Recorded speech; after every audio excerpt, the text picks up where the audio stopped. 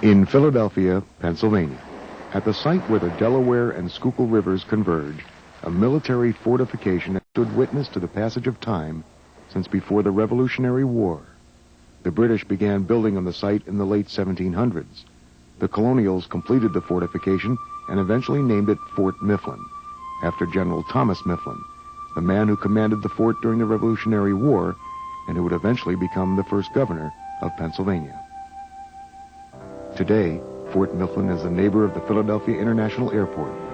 More than 200 years ago, it was the center of the greatest sea battle of the Revolutionary War. Nearly 300 men died or were wounded during the 60-day battle at Fort Mifflin in the autumn of 1777. The fort was virtually destroyed in this onslaught by the British Navy. However, the American flag would fly over Fort Mifflin again. This fort holds the title of the longest-running U.S. fortification in constant use. During the Civil War, Fort Mifflin was used as a prison for Confederate and Federal soldiers. For 2 years, hundreds of men suffered the long, hot summers, the cold, wet winters, and constantly overcrowded conditions inside the casemates. One man got an early release from these tomb-like structures. This man was the only man hanged on the fort grounds. Fort Mifflin was used in various capacities until it was decommissioned around the time of the Korean War.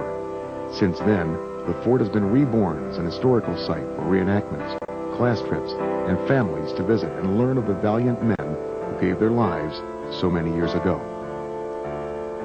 The tour guides and fort administrators have encountered an assortment of visitors over the past several years.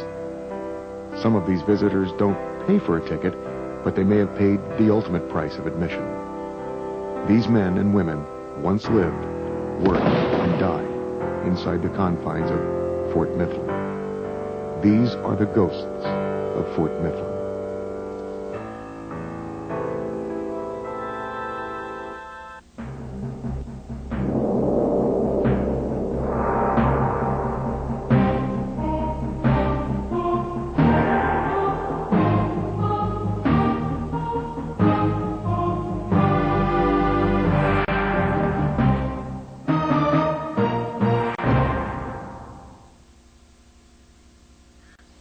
Although the fortification on Mud Island would eventually become an American fort, it was the British in 1771 who began construction at the site, which sat about 500 feet from the coast of Philadelphia.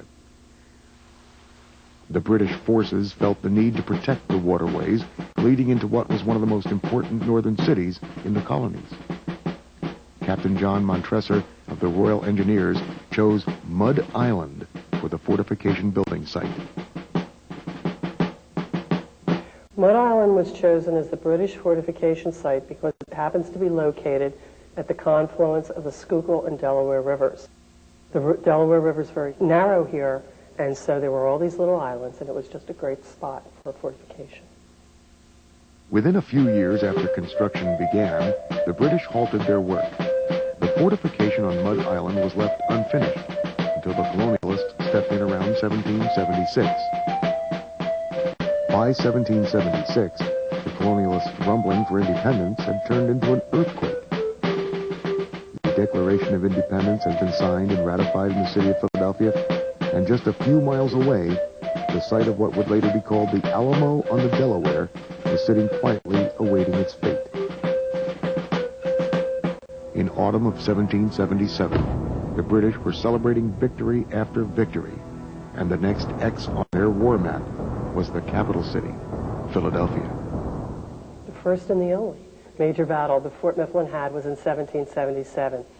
The reason Fort Mifflin was built was to protect Philadelphia, which was the capital city of the New World, and of course eventually of the country that was formed. So Washington realized that if indeed the British decided to go into the capital city of Philadelphia and capture it, in essence, he would have captured the British, because then they would be surrounded. And that's what happened. The British, in mid-September of 1777, captured Philadelphia, our capital city. Once in Philadelphia, the British Army realized they needed a lot of supplies. So an order was put out for the British Navy to bring supplies to the British Army, now occupying Philadelphia. However, the British Navy had one obstacle in its way. Of course, what stood between Philadelphia And the British Navy, the mightiest Navy in the world, was Fort Mifflin.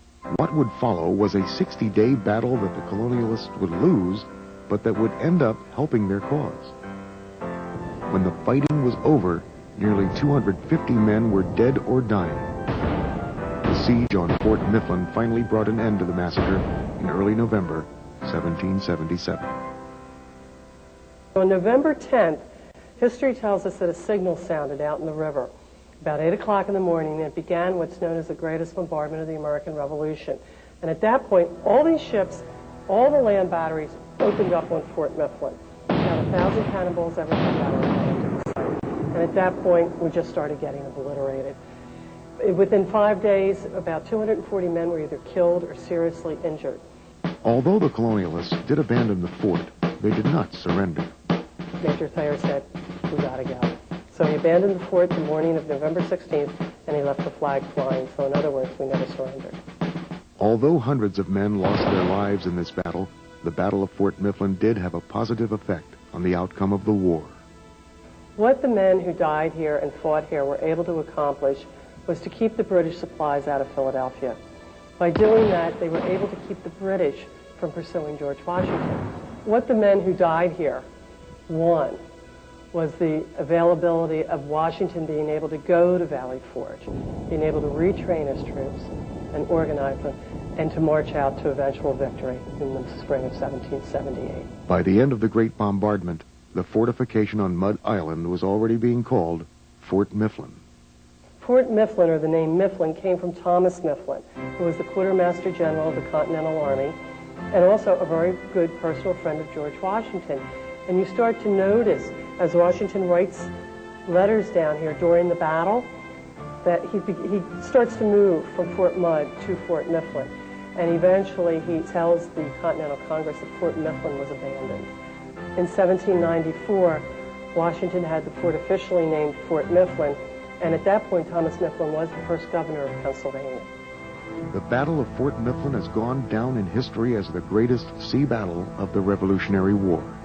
With such a high death toll early in its history, it is no wonder Fort Mifflin is the home to ghosts.